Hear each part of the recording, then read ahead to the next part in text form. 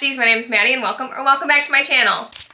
So in honor of my wedding being exactly 6 months from today, I thought we would talk about my favorite marriage of conveniences and my favorite arranged marriage books. I love every single one of these, so obviously I recommend them, so I'm going to try not to repeat myself too much about that. And let's just jump right into this with my favorite marriage of conveniences. And when I think of marriage of convenience, I think of one of my #1 book boyfriends of all time, and that has to be Isaiah from Play Along. And I'm wearing the Windy City merch today, so this is the perfect time for this. So this follows Isaiah and Kennedy, and Kennedy works for Isaiah's baseball team. She is the sports manager, athletic trainer, something like that. And he has been obsessed with her from day one. Since he locked eyes with this woman, he's like, she is going to be mine. But she has always had a fiance until she comes to work and she is no longer wearing her ring. And in order to kind of stick it to her ex-fiance, she's like, I just want to be married before him. And Isaiah's like, listen, you can marry me. So one night they get a little drunk in Vegas and they do just that. So they wake up the next morning and they're like, what is this ring on my finger? What is this? And now they're going to have to fake stay married in order for both of them to keep their jobs. And it is so good. I love this book. I tabbed, I highlighted, I was underlining, I was obsessed with them. It is such a good story. This entire Windy City series is phenomenal. One of my favorite series of all time. I truthfully could not recommend these books more. If you want, you need to pick these up. If you like sports romance, if you like marriage of convenience, if you like friends and lovers, anything like that, these books have it all. And they're all on KU too, which is perfect. And book 5 comes out in less than 3 months, I believe. So excited for his book. Then another one of my favorites, I have The Wall of Winnipeg and Me by Mariana Zapata. If you want a slow burn romance, she is the place to go. So this follows Vanessa and Aiden, and Vanessa has always been Aiden's personal assistant, cook, anything he could possibly need, she's done for him. And he's kind of treated her like crap, and she is sick and tired of it. So she leaves, she quits, and she's like, figure it out on your own, my guy. Not my problem anymore. Until he comes crawling back, and he's like, there's one more thing I really need you to do, and that is be my wife. And she agrees to it because she just can't say no to him. And it's going to be their little fake relationship. It has the my wife scene in this. So good. I know it's a thick book, but I would read 400 more pages of them. I love their story. MZ's writing is phenomenal. The slow burn keeps you wanting more, but it is so good, and I highly recommend this one. Then I have Terms and Conditions by Lauren Asher. So this follows Declan and Iris, and in Declan's trust fund, something like that his grandpa leaves, in order for him to be the CEO, he has to be married and have a baby, and he has no prospects because he's not a likable man. And the only person that could possibly put up with him is his personal assistant Iris. So Iris agrees and she's sure that's fine, easy peasy, just will never cross those lines of falling in love. And obviously that never happens. They always have to fall in love because why else would they not? They're meant to be. So it's their little faking relationship, and it is, again, it is so good. This is really tied with Final Offer for me. I know it's only a 3-book series, but honestly, out of all of Lauren Asher's characters, I really love Iris. I thought she was stunning in this book. She is so smart. She sticks up for herself every single time, and I love that. I don't like a doormat FMC, and she definitely sticks it to Declan 9 times out of 10, and I love that for her. Then I have Marriage for One by Ella Mays. So this follows Jack and Rose. I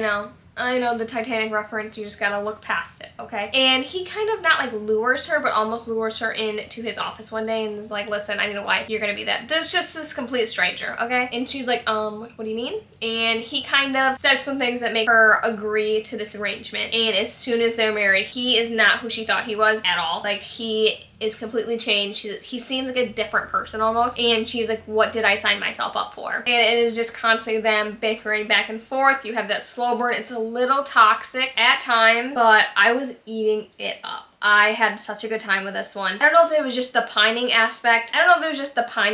Of both of these people not knowing each other, but still trying to work it out when everything is put against them. I don't know, something about it I ate up and left no crumbs. Then I have In a Jam by Kate Canterbury. I thought this one was so cute. So this follows Shay and Noah, and Shay's step-grandma leaves her tulip farm when she passes, but in order for her to collect this tulip farm, she has to move back to this small town that she's from, and she has to be married within a year. And Shay was like, oh, that would have worked out 6 months ago when I had a fiance until he left me. So she's like, I guess I'll move back home and I'll try to figure it out along the way. And when she moves back home, she runs into Noah. And Noah and her went to high school together, and he had a little bit of a crush on her. And by a little bit, I mean he was desperately in love with her, but he was kind of the geeky kid who didn't really stand out in the crowd, and she was more popular and things like that. And she runs into him and is like, listen, I need a husband. Will you marry me? And they kind of have a mutual agreement because it'll mutually benefit both of them. And it's their little story. And this is a single dad book, but not where it's his child. It's a different kind of situation, and it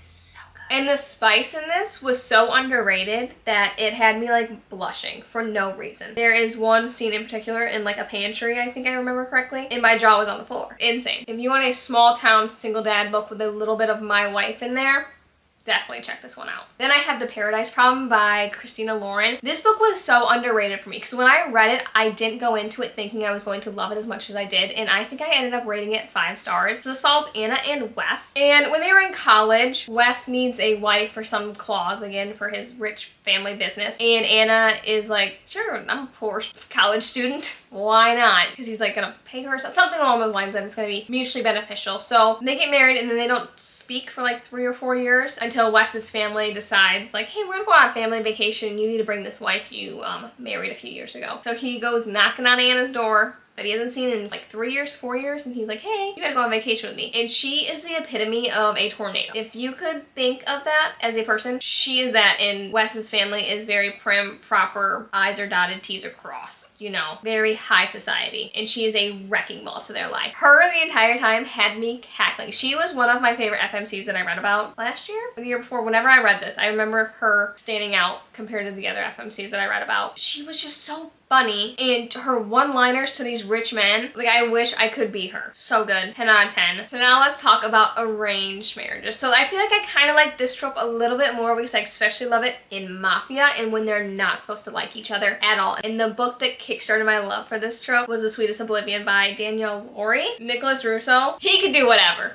Whenever. Oh my lord. I can't. Okay, anyways. So this follows Elena and Nicholas Russo, and he's originally arranged to marry her sister, but something happens and she ends up being the one that he's going to be married to. And she is like the sweetest little thing. She is like picture perfect in this little mafia world, and he is like the dark mafia doing bad things the entire time. And there are so many scenes in this book that I can't stop smiling. Like, I was blushing the entire time I was reading about them. He sets a gas station on fire at one point. There's the ponytail scene in it.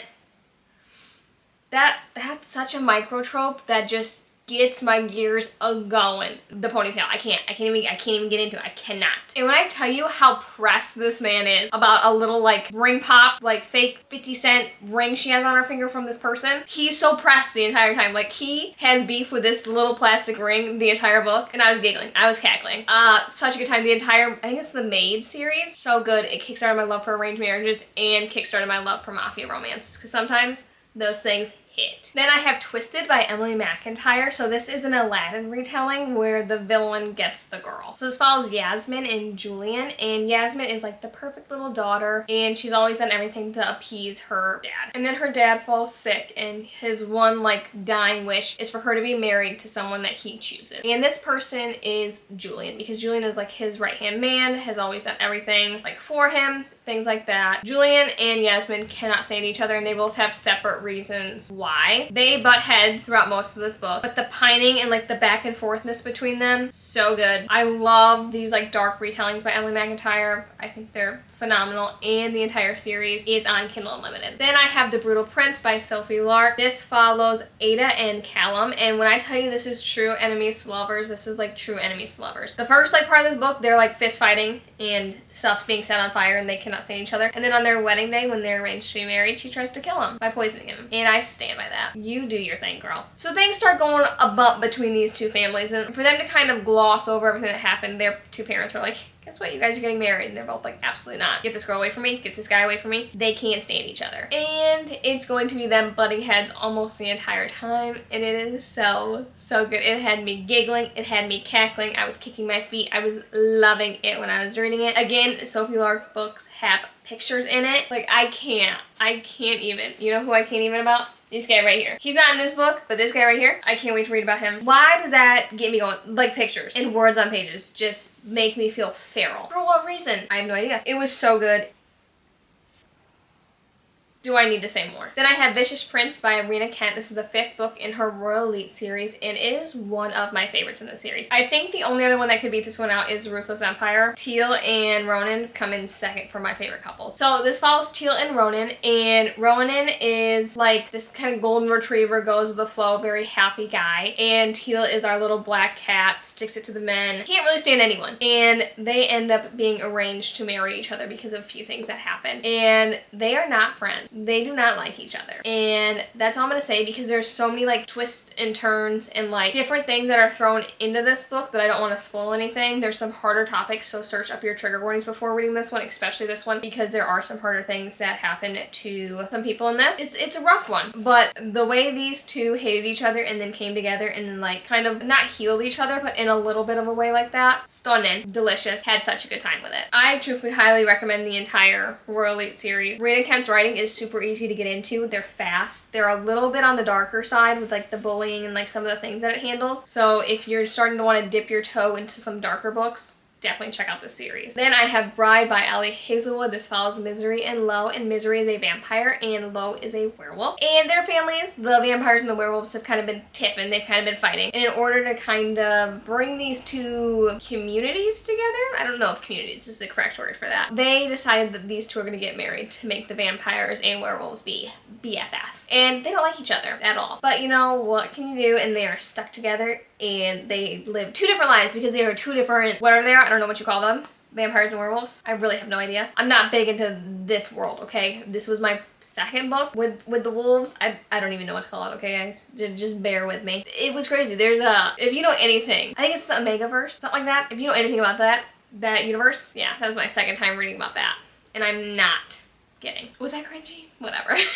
Besides that little part that happened, not little. It was so good. I love I don't even know how to explain it without giving anything away, but Ali Hazelwood's writing is super easy to read, and I think that's what helped me so much by diving into like this kind of universe by her books. And then the only one I read has been The Fake Mate by Alana Ferguson, and both of them are very easily to be read. They don't feel very fantasy, I guess you could say. I thought it was good, and I think you should definitely check it out if you're kind of interested in that kind of universe. And then the book that has one of the greatest my wife scenes, I have King of Wrath by Anna Wong.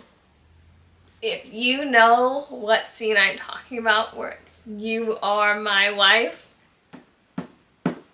I was so unwell when that happened. This follows Vivian and Dante, and Vivian's family like wants to be like high society or something like that, so they agree to marry her off to Dante's family or something like that. And Dante has never wanted a wife. He's like, absolutely not, get her out of my face. And Vivian's kind of like, well, you're stuck with me, good luck, my guy. And she is very cute, and she's a very like, not hard FMC, but like she's not gonna let him walk all over her. She's gonna stick it to this man, and it was so good. This is my favorite one in this series so far. The other few have kind of fallen flat for me, but this one will do it for me, you know. They're easy to read, the story flows really easily. The best my wife's seen I think I've ever read in a book, and I think I'll stand 10 toes down on that one. So those are 12 marriage of convenience arranged marriage books for you to add to your TBR. Please let me know if you have any recs that you want to give me. I always want to know. And as always, thank you so much for watching today's video. Make sure to like and subscribe, and I'll see you in my next one. Love yous!